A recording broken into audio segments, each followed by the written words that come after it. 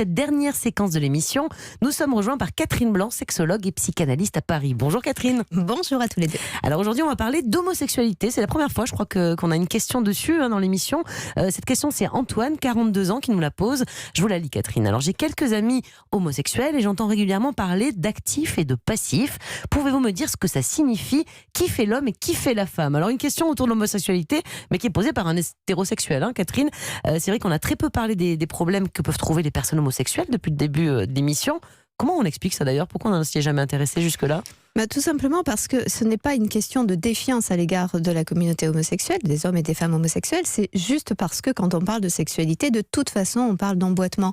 Donc de toute façon, nous parlons d'une posture de relation, et donc que nous parlions d'hétérosexualité ou d'homosexualité, je pense que chacun peut trouver matière à réponse à sa problématique. De même qu'il n'y a pas une sexualité d'hétérosexuel, de même que dans l'hétérosexualité, il n'y a pas qu'une spécificité bien affirmée du masculin et du féminin chez l'homme ou chez la femme. Parfois, il y a du féminin qui s'exprime aussi dans une relation d'un homme avec une femme, quand bien même il serait hétérosexuel, il y joue d'autres choses. C'est beaucoup plus complexe que ça et je n'aime pas trop catégoriser les choses. Donc, par simplicité, d'abord on répond aux questions des auditeurs, voilà. Et puis par simplicité, de toute façon, je pense que vos réponses et vos conseils s'adressent à tous. Absolument. Alors, on va quand même répondre justement à cette question d'Antoine. D'abord, il demande, il entend souvent parler d'actifs-passifs. Ça veut dire quoi dans les relations hommes, en tout cas hommes homosexuels?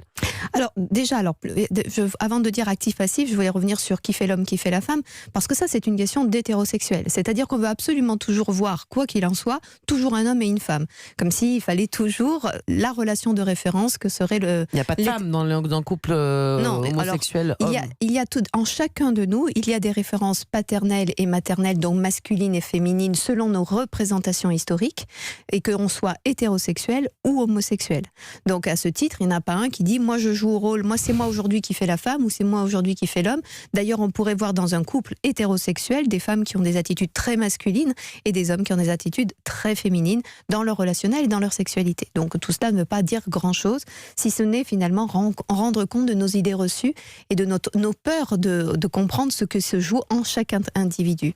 Alors, actif-passif, la question d'Antoine, justement, ça veut dire quoi? Alors là encore, c'est celui qui va être actif, c'est celui qui va être plutôt dans la prise de décision, le mouvement ou la pénétration. Mais ceci étant, c'est encore un cliché que de penser que celui qui est passif n'est pas actif. Il est actif de sa sexualité, il est actif de sa capacité à recevoir et à accueillir.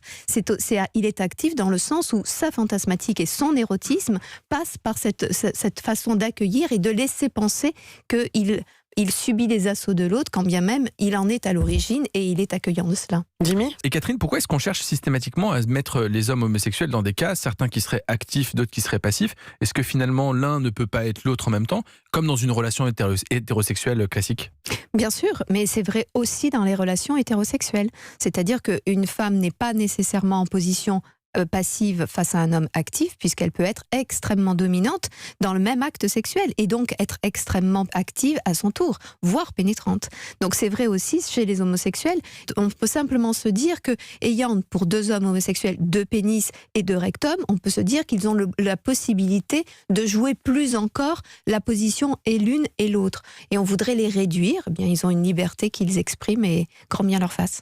D'où ça vient, Catherine, c'est cette idée d'ailleurs que dans les couples de garçons, il y en aurait un qui joue la femme, qui joue l'homme? C'est quelque chose qui est assez ancien comme idée reçue, parce que une question que se posent les hétérosexuels, est-ce qu'il y en a un qui fait l'homme, qui fait la femme? C'est ancien comme... Alors c'est pas qu'une idée reçue, il y a une idée reçue de vouloir les catégoriser, voilà. Mais la réalité c'est que nous rejouons dans notre sexualité des histoires de relations que nous avons héritées ou dont nous avons compris les tenants et aboutissants dans notre histoire personnelle, des rapports entre maman et papa ou entre les personnages. Oui, on joue à la maman, on joue au papa quand on est petit. Exactement. Sûr. Donc après, c'est la lecture que nous en avons qui font que, effectivement, nous allons plutôt investir des caractéristiques héritées d'un père ou d'une mère. Quand je dis père ou mère, ou ceux qui ont fait office d'eux, en tout cas les référentiels qui nous ont permis de nous grandir et de nous construire. Merci beaucoup Catherine pour tous ces conseils et donc à demain.